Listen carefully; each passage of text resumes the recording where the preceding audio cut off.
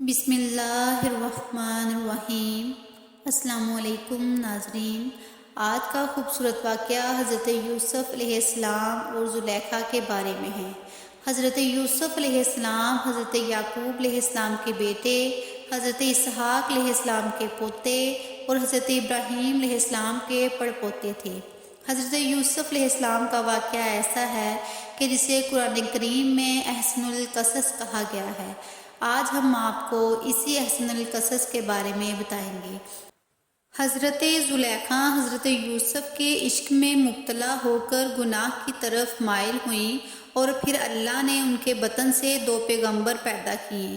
ان کی شادی کا قصہ جو کہ اس ویڈیو کے آخر میں بیان کیا جائے گا، ایک بہت ہی نرالا قصہ ہے۔ ویڈیو کو مکمل دیکھیے گا۔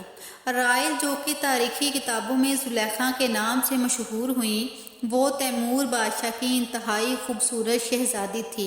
علامہ ابن کثیر لکھتے ہیں کہ 9 سال کی عمر میں زلیخا کو حضرت یوسف علیہ السلام کا دیدار خواب میں ہوتا ہے۔ وہ اسی وقت ان کی دیوانی ہو جاتی ہیں۔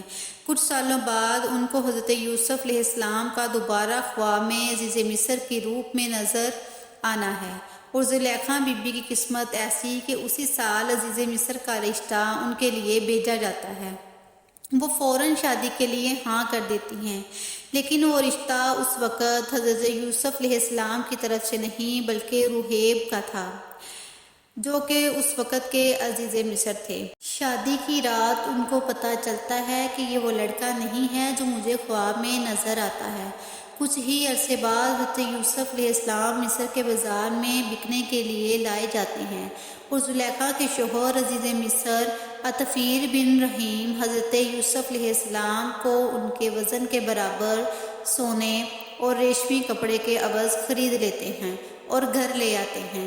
اللہ پاک قرآن کریم میں فرماتا ہے، مصر والوں میں سے جس نے اسے حضرت یوسف علیہ السلام کو خریدا تھا، اس نے اپنی بیوی سے کہا، اسے بہت عزت و احترام کے ساتھ رکھو، بہت ممکن ہے کہ ہمیں فائدہ پہنچائے یا اسے ہم اپنا بیٹا ہی بنا لیں۔ یوں ہم نے مصر کی سرزمین میں حضرت یوسف علیہ السلام کے قدم جما دیے۔ سورۃ یوسف کی آیت نمبر 21۔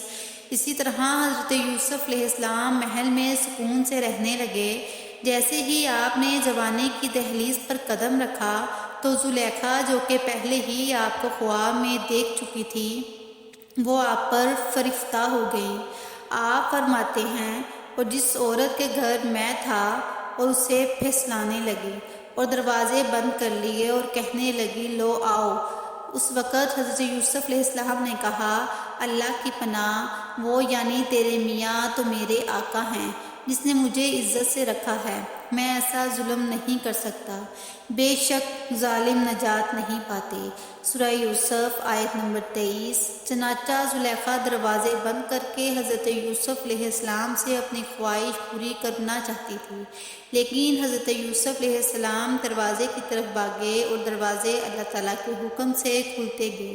زلیخا نے حضرت یوسف علیہ السلام کو بھاگتے ہوئے پیچھے سے پکڑا، جس سے ان کی قمیض پیچھے سے پھٹ گئی۔ یہ سب باتیں آپ نے سن رکھی ہوں گی، لہٰذا ہم واقعے کو مختصر کرتے ہیں۔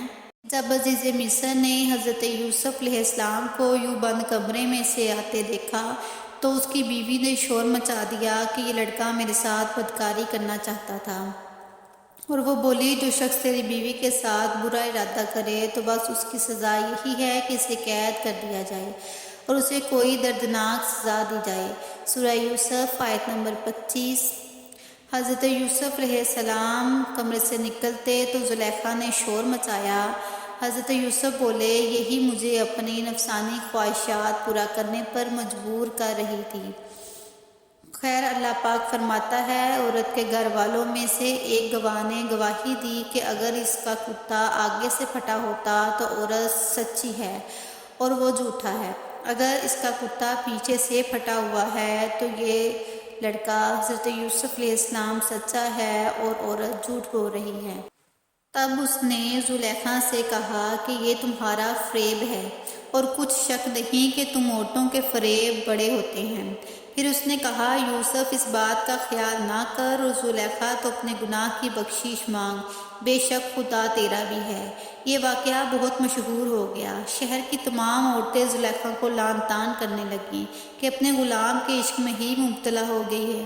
یہ واقعہ بہت مشہور ہو گیا۔ شہر کی تمام عورتیں زلیخا کو لعن طعن کرنے لگیں کہ اپنے غلام کے عشق میں ہی مبتلا ہو گئی ہے۔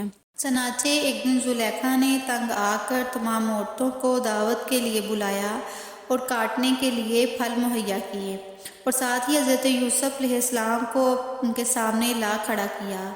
تو وہ عورتیں حضرت یوسف علیہ السلام کی خوبصورتی میں مدہوش ہو گئیں اور پھلوں کے بجائے اپنی انگلیاں کاٹ ڈالیں، اور زلیخا بولی یہی وہ غلام ہے جس کے بارے میں تم مجھ پر لعنت و ملامت کر رہی تھی۔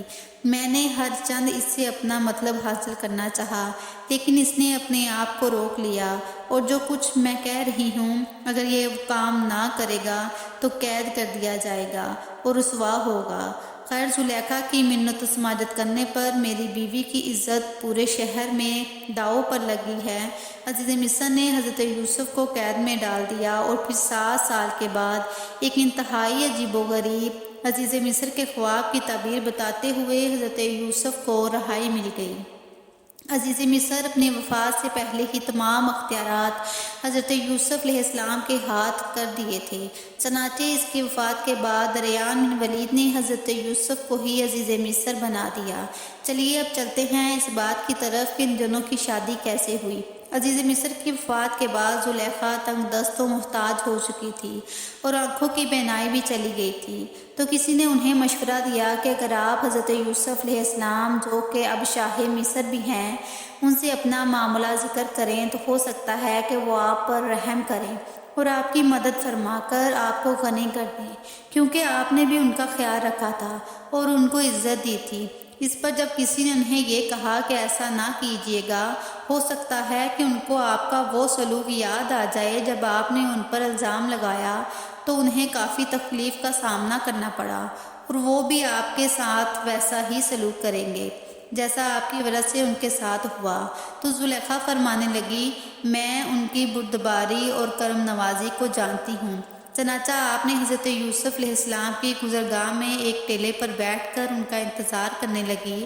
جب آپ قوم کی تقریب 1,00,000 معزز لوگوں اور وزیروں مشیروں کے ساتھ نکلے اور بی بی زلیخا نے حضرت یوسف کی خوشبو کو محسوس کیا تو آپ کھڑی ہوئیں اور آواز دی کی ہے اس کے لیے جس نے عبادت کے سبب بادشاہ کو غلام اور اطاعت کے سبب غلام کو بادشاہ بنا دیا۔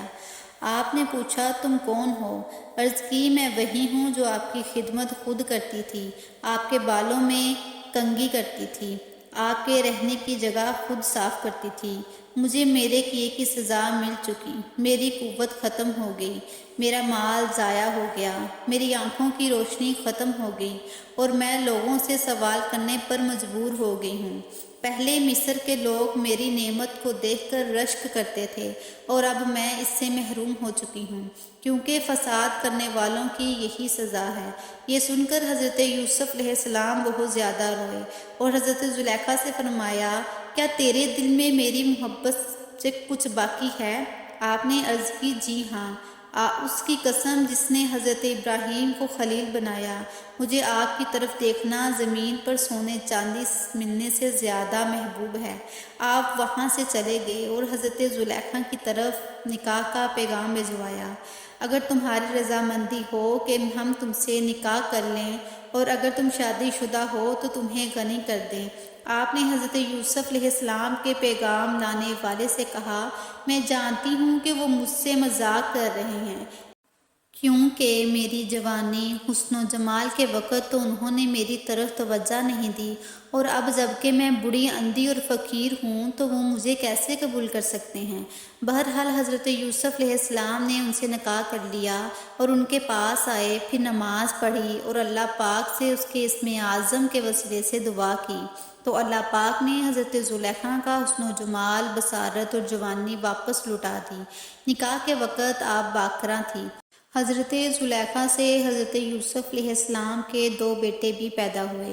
امام قرطبی لکھتے ہیں کہ مصر کے بادشاہ نے عزیز مصر کی وفات کے بعد زلیخا کی شادی حضرت یوسف سے کر دی۔